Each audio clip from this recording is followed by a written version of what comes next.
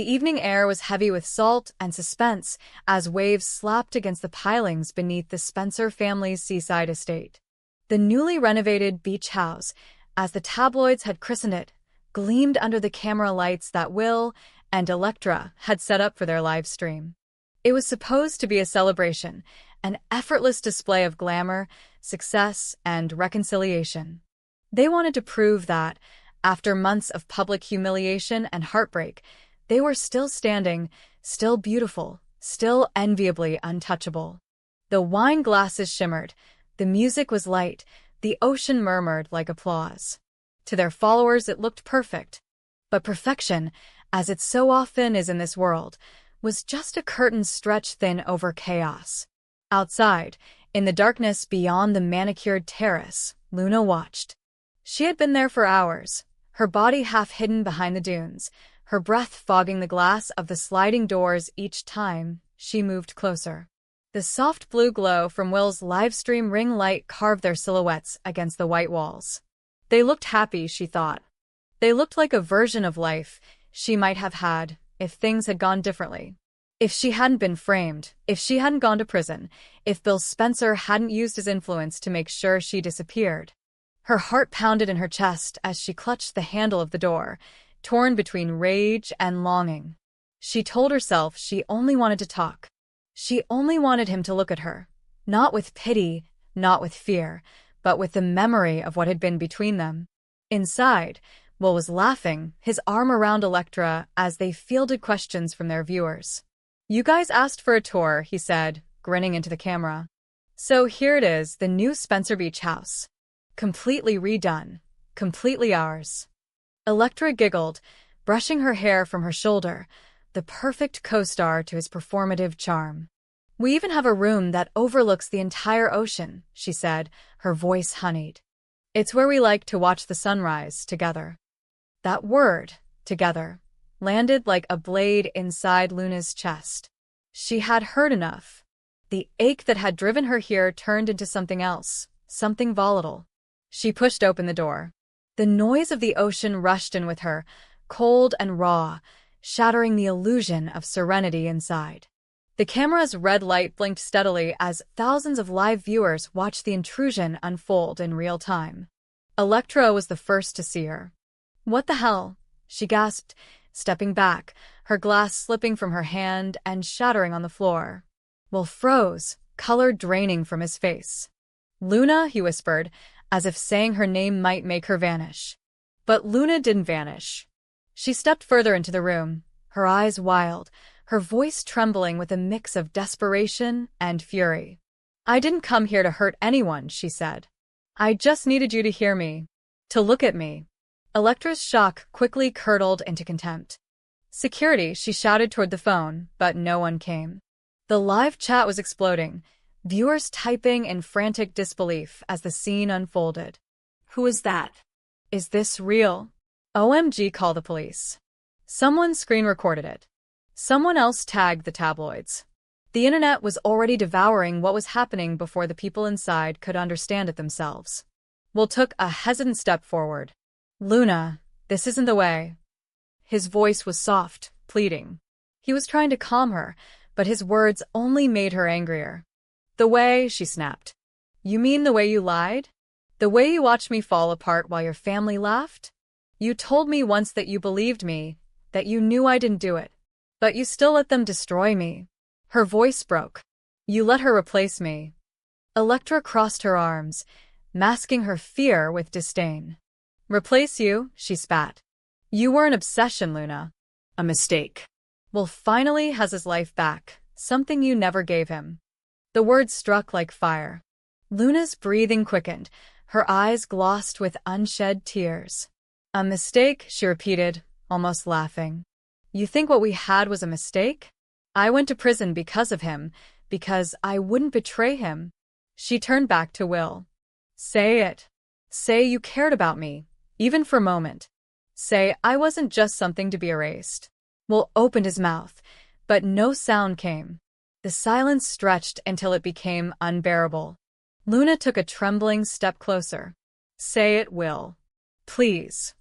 He looked at her, this woman who had haunted his dreams, who had once held his hand under the same moonlight now spilling across the room, and for a moment, something inside him cracked.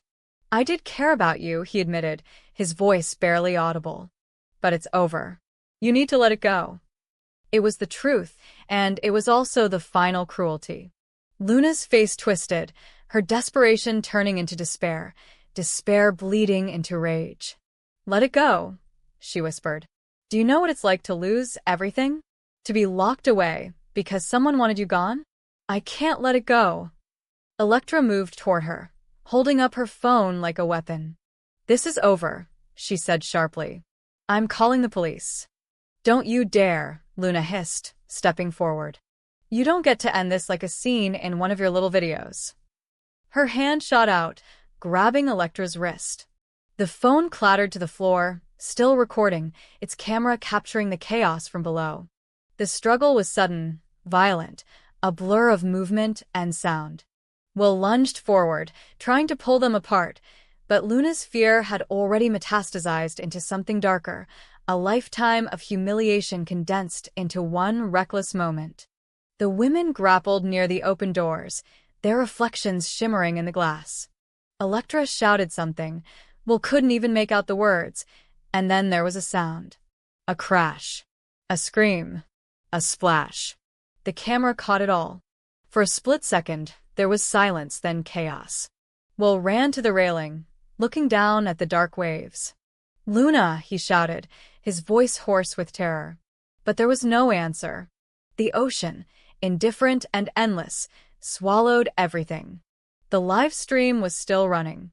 Millions of viewers watched in stunned silence as Will's face filled the screen, pale and trembling, his shirt clinging to his skin as he turned toward the camera, eyes wide with disbelief. Somewhere in the distance, sirens began to wail. The feed cut out. By the time emergency crews arrived, the scene was unrecognizable. Police lights painted the house in shades of red and blue, officers shouting into radios, paramedics rushing past the crowd that had gathered outside the gates. The air buzzed with a metallic scent of blood and salt. A smear of crimson streaked the wooden deck near the sliding door. Too much for a scratch, too little for a certainty. One of the officers leaned over the edge, shining a flashlight into the churning water. Nothing. Will sat on the steps, drenched and shaking, refusing to speak. Electra was gone. The paramedics found traces of blood on the railing and fragments of broken glass near the pool, but no body. Luna's footprints led from the sand to the deck and then vanished, as if the tide itself had erased her. Within hours, the footage had gone viral. The internet dubbed it the live stream tragedy. Every frame was dissected. The way Luna's shadow moved, the moment Electra's hand reached out, the sound that might have been a gunshot or just the door slamming in the wind. Theories multiplied. Some said Luna had fallen, others that Will had pushed her, still others that Electra had staged it. Conspiracy became entertainment, and empathy was lost in the noise. Meanwhile, at the hospital miles away, Bill Spencer watched the footage on mute, his jaw tightening with every replay. His son, his family name, his legacy, all dragged into another scandal. Katie stood beside him, her hand trembling as she reached for his arm. "Bill," she whispered, "he's terrified. He needs you." But Bill didn't answer. His mind was elsewhere, on Luna, on the things he'd said when she'd begged for forgiveness, on the threats he'd made. "She'll rot in prison," he had told her. "You'll never touch this family again." Now, as he stared at the blood on the deck, he wondered if he had helped push her toward this. Hours later, Will was questioned by detectives. His story was fragmented, shaken apart by shock. "She wanted to talk," he said. "I didn't want her here. I told her to leave. She wouldn't. Then Electra grabbed her phone and they were fighting, and he stopped, his voice breaking. There was a sound. Like a gunshot. I don't know who. Did you have a weapon, Mr. Spencer?" He hesitated. "No. But she might have." By dawn, the ocean began returning what it had taken. Pieces of the night floated to shore, a shoe, a fragment of fabric, a single earring shaped like a crescent moon. But still no body. The uncertainty was worse than death. In the following days, the investigation spiraled into spectacle. Paparazzi camped outside the estate. Talk shows debated motives, edited clips, looped slow-motion replays of Luna's final moments. Public opinion split in half. Some saw her as a deranged intruder, others as a woman driven mad by betrayal and neglect. The Spencer name, once synonymous with power, was now tethered to tragedy. Inside the house, Will barely spoke. He refused to eat, refused to leave. Every night, he replayed the live stream in his head, hearing Luna's voice again and again. Say you cared about me. He did care. He had cared more than he'd ever admit. But caring hadn't saved her, and now it might have destroyed everything.